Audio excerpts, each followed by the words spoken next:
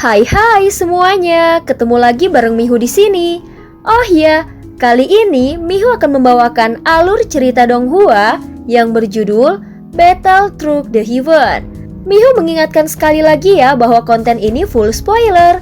Tanpa lama-lama lagi, yuk langsung aja kita masuk ke isi ceritanya.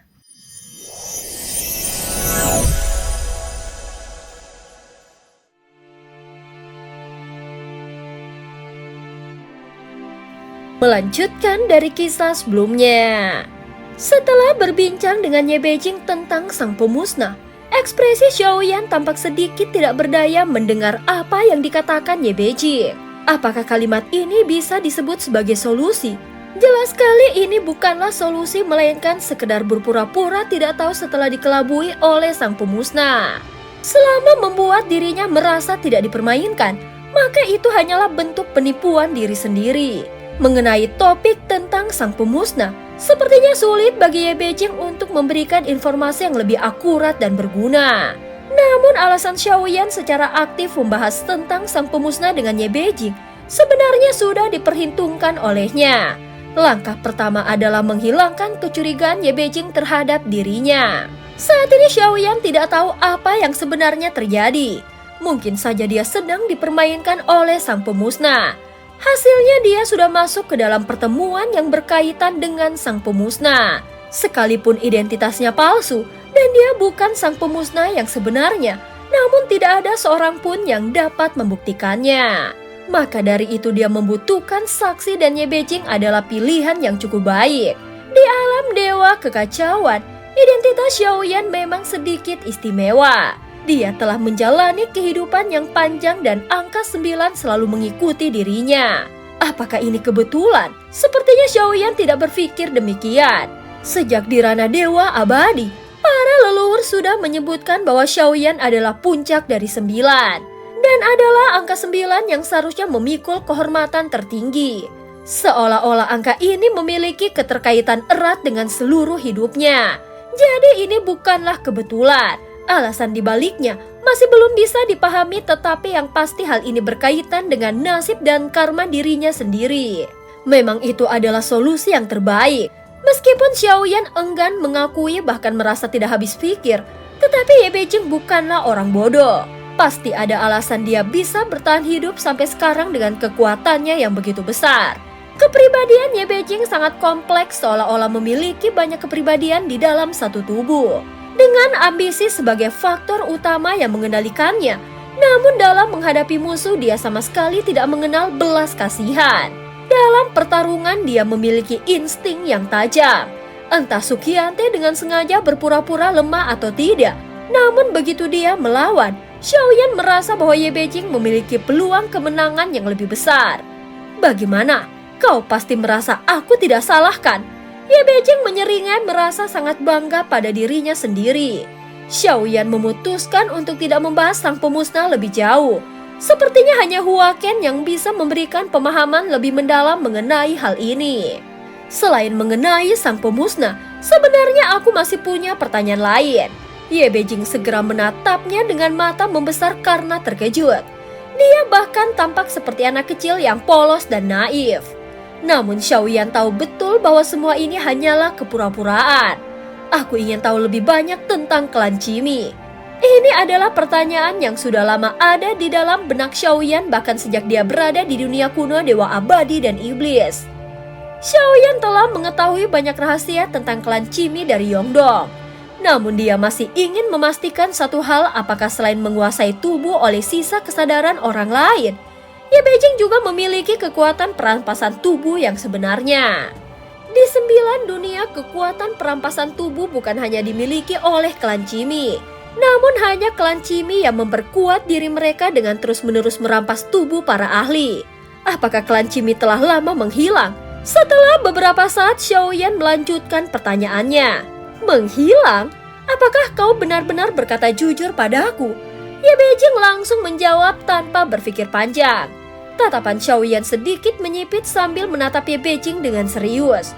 Ye Beijing terdiam seolah tidak menyangka Xiaoyan akan menanyakan hal ini. Keraguannya sesaat justru semakin membuktikan bahwa informasi mengenai klan Cimi di dunia kuno Dewa Abadi dan Iblis sangatlah misterius. Entah kau tahu atau tidak, itu tidak penting. Tidak ada gunanya membahasnya. Ye Beijing menghapus ekspresi cerianya dan berubah menjadi serius. Xiaoyan mengangkat gelas anggur dan kembali menuangkan minuman ke gelas Ye Beijing. Dari ekspresi Ye Beijing, Xiaoyan sudah tahu bahwa klan Cimi tidaklah lenyap begitu saja. Sebenarnya kita bisa menjadi teman baik. Xiaoyan segera berkata sambil tersenyum. Teman? Bukankah kita sudah berteman? Ye Beijing menanggapinya dengan cepat. Iya, kita memang teman, tetapi belum bisa disebut sebagai teman baik. Xiaoyan berhenti sejenak sebelum melanjutkan kata-katanya. Apa kau takut aku akan menjebakmu? Aku bisa berjanji bahwa aku tidak akan merampas sedikit pun keberuntunganmu. Baiklah, aku akan katakan yang sebenarnya kepadamu. Ye Beijing tersenyum tipis lalu memasang ekspresi yang lebih serius. Alasan sebenarnya aku ingin berkultivasi ganda denganmu adalah karena Yang Mulia. Xiaoyan langsung mengangkat alisnya merasa sedikit terkejut. Apa hubungannya dengan Yang Mulia? Setelah berpikir sejenak, Xiaoyan pun memahami maksudnya. Ekspresi canggung yang muncul di wajah Ye Beijing semakin menegaskan bahwa dugaannya memang benar. Dulu Ye Beijing gagal melakukan kultivasi ganda dengan Yang Mulia dan bahkan ditolak secara kejam, sehingga penolakan itu menjadi penyesalan terbesar di dalam hidupnya. Dia sangat luar biasa. Aku sudah begitu baik kepadanya, tetapi dia tetap menolakku. Namun jika kau bersedia melakukan kultivasi ganda denganku, tidak hanya aku tidak akan merampas keberuntunganmu, aku bahkan bisa memberimu kesempatan besar. Saat ini kau berada di tingkat ketiga dan baru saja menembus batas, tetapi belum membuka potensi kekuatanmu sepenuhnya. Jika kau berlatih kultivasi ganda bersamaku selama 100 tahun, aku bisa menjamin kau bisa mencapai puncak tingkat ketiga. Jika 200 tahun, aku bisa membantumu menembus batas untuk mencapai tingkat keempat keabadian para dewa. Yang kau butuhkan sekarang adalah kekuatan. Sejak awal, aku sudah memberitahumu bahwa berlatih denganku tidak akan membawa kerugian apapun.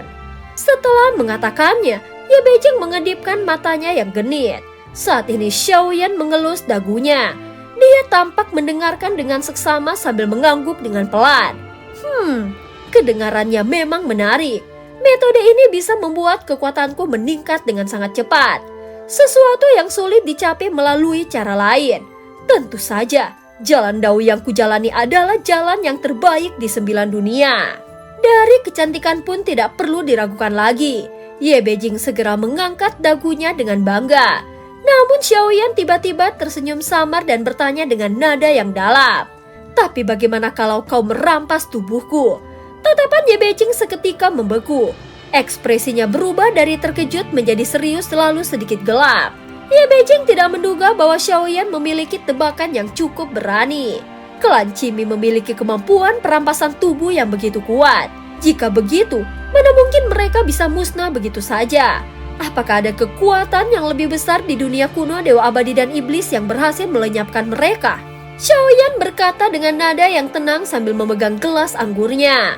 Hal ini membuat ekspresi Ye Beijing semakin berubah. Aku memang pernah menyelidikinya. Semua sumber mengatakan hal yang sama dan mengatakan bahwa klan Cimi telah punah. Tetapi tentu saja masih ada kemungkinan lainnya. Xiaoyan tersenyum tipis sebelum melanjutkan hasil pengamatannya. Mungkin saja mereka tidak musnah. Mereka hanya menggunakan kekuatan perampas tubuh mereka untuk merampas seluruh tubuh ahli di dunia kuno Dewa Abadi dan Iblis. Mungkin saat ini 80% dari ahli di dunia itu sebenarnya telah dirampas oleh mereka. Jika itu benar, maka tidak mengherankan sekuat orang ini memiliki pemahaman yang sama. Hal ini karena mereka semua sudah dikuasai oleh klan Cimi. Xiaoyan mengatakannya dengan nada santai, seolah ini hanyalah percakapan biasa. Namun wajah Ye Beijing perlahan semakin mengeras. Jika spekulasiku ini benar, maka di balik klan Cimi pasti ada seorang raja.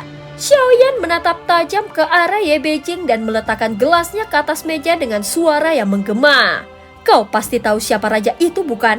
Tekanan yang diberikan oleh Xiaoyan begitu kuat sehingga Ye Beijing tidak bisa berkata apa-apa. Saat ini Xiaoyan menatap Ye Beijing tanpa berkedip. Bahkan kelopak matanya tidak bergetar sedikit pun. Ye Beijing, kau sekuat ini. Jangan-jangan kau adalah raja dari klan Qimi. Suara Xiaoyan terdengar sangat rendah seolah sengaja menggunakan nada seperti itu untuk memancing emosi Ye Beijing. Dia ingin melihat apakah Ye Beijing akan menunjukkan celah. Namun ini adalah rahasia yang besar. Kalau aku memang benar klan Qimi, maka aku akan merebut tubuhmu sekarang juga. Ucap Ye Beijing dengan ekspresi yang garang. Namun meskipun wajahnya tampak kejam, senyum kecil di bibirnya justru memperlihatkan taringnya yang menyerupai harimau kecil. Bukannya menakutkan, justru terlihat agak menggemaskan. Itu semua hanyalah dugaanmu. Sebenarnya apa yang kau bicarakan aku tidak mengerti. Ye Beijing tersenyum, wajahnya kembali berubah menjadi polos dan manis. Dia sama sekali tidak menunjukkan celah sedikit pun. Setidaknya dalam waktu singkat tadi, Xiaoyan tidak menemukan petunjuk apapun dari tatapan atau reaksi Ye Beijing yang bisa mengkonfirmasi dugaannya. Hal ini bahkan membuat Xiaoyan mulai ragu. Apakah pemikirannya selama ini adalah salah? Tapi ada sesuatu yang terasa tidak beres. Berdasarkan semua yang terjadi terkait dunia kuno, dewa abadi dan iblis, serta apa yang dikatakan oleh Yongdong, maka informasi yang dia miliki seharusnya cukup untuk mendukung kesimpulannya. Terlebih lagi keberadaan avatar Yuyan adalah bukti tambahan. Namun Xiaoyan tidak melanjutkan pertanyaannya. Jika Ye Beijing tidak ingin membicarakan hal ini, maka tidak ada gunanya memaksanya. Lagi pula jawaban itu tidak terlalu penting baginya. Dia bertanya hanya untuk memastikan dugaannya dan menguji apakah Ye Beijing menyimpan niat buruk terhadapnya. Kewaspadaan adalah hal yang penting. Meskipun dia belum mendapatkan jawaban, bukan berarti dugaannya salah. Hanya saja dia belum memiliki bukti yang cukup. Sekarang Ye Beijing terus mengikutinya. Apakah ini hal baik atau buruk? Xiaoyan merasa belum bisa memastikannya. Namun untuk saat ini, jika mereka bertemu dengan musuh yang jauh lebih kuat, kehadiran Ye Beijing bisa menjadi keuntungan. Baiklah, ini memang hanyalah dugaanku. Tetapi tidak peduli bagaimana hubungan kita nanti, setidaknya untuk sekarang kita adalah teman. Aku berencana pergi sebentar dari tempat ini, apakah kau mau ikut denganku? Xiaoyan tiba-tiba menunjukkan senyum yang lebih santai. Pertanyaan tajamnya sebelumnya telah diredam oleh sikap Ye Beijing. Keduanya sama-sama memasang senyum yang lebar dan tulus, tetapi di baliknya penuh dengan maksud tersembunyi. Jika kau memintaku, tentu saja aku akan ikut, ucap Ye Beijing dengan senyum manis. Namun Xiaoyan tahu meskipun dia tidak memintanya, Ye Beijing pasti tetap akan mengikutinya. Daripada diam-diam diikuti, lebih baik mengundangnya secara terang-terangan agar situasinya lebih terkendali. Kalau begitu mari kita minum dulu. Xiaoyan mengangkat cangkirnya sebagai simbol ajakan resmi untuk perjalanan mereka. Setelah minum, mereka pun meninggalkan restoran. Saat ini Ye Beijing tampak sangat senang dan melompat-lompat kecil di sisi Xiaoyan. Beberapa saat kemudian, mereka kembali ke kediaman Xiao Mansion. Saat baru memasuki halaman, mata Xiaoyan langsung berbinar dan langkahnya pun semakin cepat. Di halaman ada bayangan seseorang yang sedang berdiri di bawah sinar rembulan. Rambut panjangnya terurai dan separuhnya tertiup angin. Xiaoyan berdiri memandangi wanita itu yang seperti bunga haitang yang sedang mekar di dahannya. Kelopak-kelopaknya tampak menggantung dengan anggun. Ye Beijing tidak mengambil cawan anggur yang disodorkan kepadanya. Sebaliknya dia hanya mengamati tanpa berkata apapun seolah sedang menunggu seseorang. Pita sutra terikat di pinggang ramping seorang gadis, membuatnya tampak seperti sekuntum bunga yang sedang berkembang cantik namun tidak mencolok. Kakak Xiaoyan. Sebelum Xiaoyan sempat mendekat, suara lembut itu lebih dulu memanggilnya. Di bawah cahaya senja, wajahnya yang seputih dengan fitur yang begitu sempurna tampak seperti ukuran dewa. Sorot matanya bersinar lembut dan senyumannya bagaikan cahaya yang menerangi hati. Panggilan yang begitu akrab itu membuat Xiaoyan tidak bisa menahan diri. Dia segera melangkah maju. Di belakangnya Ye Beijing hanya bisa melihat Xiaoyan merangkul Sun Er ke dalam pelukannya. Masih sama seperti dulu. Sun Er, pinggangmu tetap selembut ini. Xiaoyan berkata dengan nada menggoda seakan kembali ke masa lalu saat mereka masih berada di klan Xio. Kakak Xiaoyan, kau nakal. Wajah Sun Er menjadi merah, dia menyandarkan kepalanya ke dada Xiaoyan dengan manja. Di belakang mereka, Ye Beijing mengepalkan tangannya dan menggigit pakaiannya sendiri. Sial, aku kalah lagi. Kenapa dia punya istri yang begitu beragam? Ada yang lugu, menggoda, dan manis. Sial, kukira dia pria bermoral tinggi, ternyata hanya seorang pria romantis biasa. Ye Beijing menggerutu pelan di belakang mereka. Saat ini Sun Er mengangkat kepalanya dari pelukan Xiaoyan dan menatap Ye Beijing dengan penuh rasa ingin tahu. Kakak Xiaoyan, siapa wanita cantik ini? Sun Er bertanya pelan, namun Xiaoyan bahkan tidak menoleh. Tidak perlu memperdulikan dia, anggap saja dia tidak ada, ucap Xiaoyan dengan nada suara santai. Mendengar ini, Sun Er pun mengangguk dan tidak bertanya lebih lanjut.